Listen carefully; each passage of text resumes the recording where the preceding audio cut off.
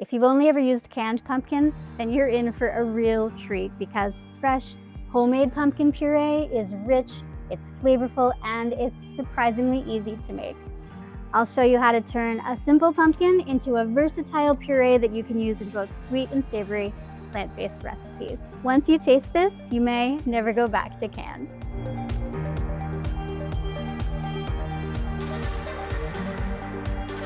Hello friends, Stephanie here. You might have noticed that pumpkins are in season right now, which means they're at their freshest and most delicious at this time of year, not to mention less expensive. So this is a really great time to stock up, make yourself some homemade pumpkin puree that you can enjoy all year long and really take all of your pumpkin recipes to the next level. Everything from pies, muffins, and cookies to savory stews, soups, even chili taste amazing with this simple addition. So let's get started. We'll be using these sweet little pie pumpkins. Sometimes they're called sugar pumpkins. I've even seen them called sugar pie pumpkins, but it's all the same thing. We'll be using these small ones rather than the larger decorative pumpkins. And we'll just preheat our oven to 400 degrees Fahrenheit. And we'll line a baking sheet with parchment paper, preferably a baking sheet with a rim so that it can catch any extra liquid that comes out of the pumpkin while it's in the oven. Now, the trickiest part of this task is cutting the pumpkin in half. So the first thing I'm going to do is to sharpen my knife. This little knife sharpening tool is inexpensive and it doesn't require a lot of skill to use. So I highly recommend having one of these. Okay, now we're ready to roll. So use the knife like you're about to star in a horror movie and pierce the pumpkin with the tip close to the top. And you can kind of lay the pumpkin on its side and continue your slice all the way down the side of the pumpkin. Now you can continue the slice all the way around.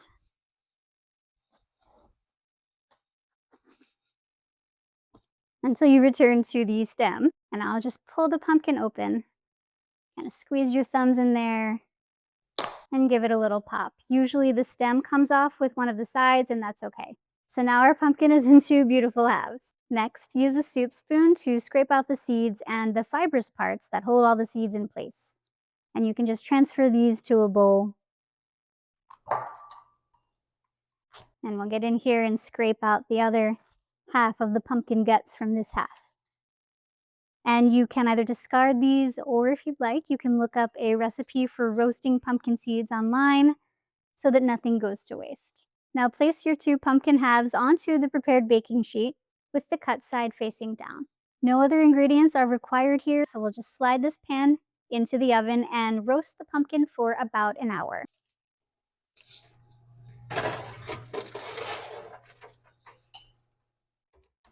The domed top of the pumpkin will become brown and golden, and the inner flesh of the pumpkin will become soft and fragrant when it's ready.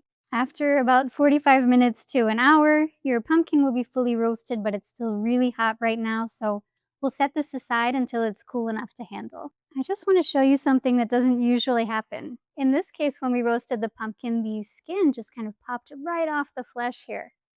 It's still really hot.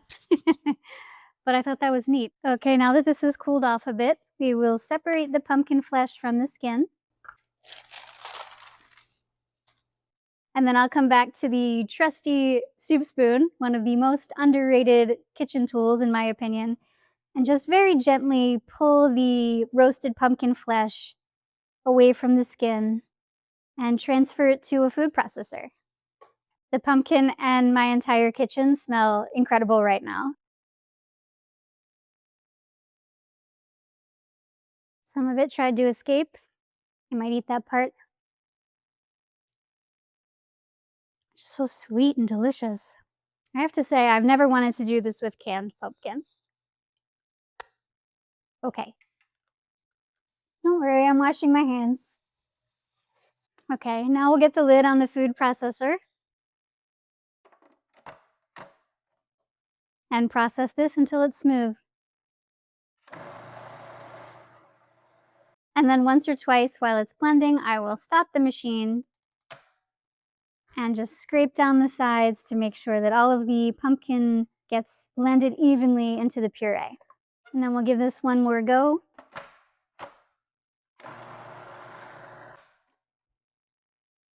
And that's it. Now it's ready to go.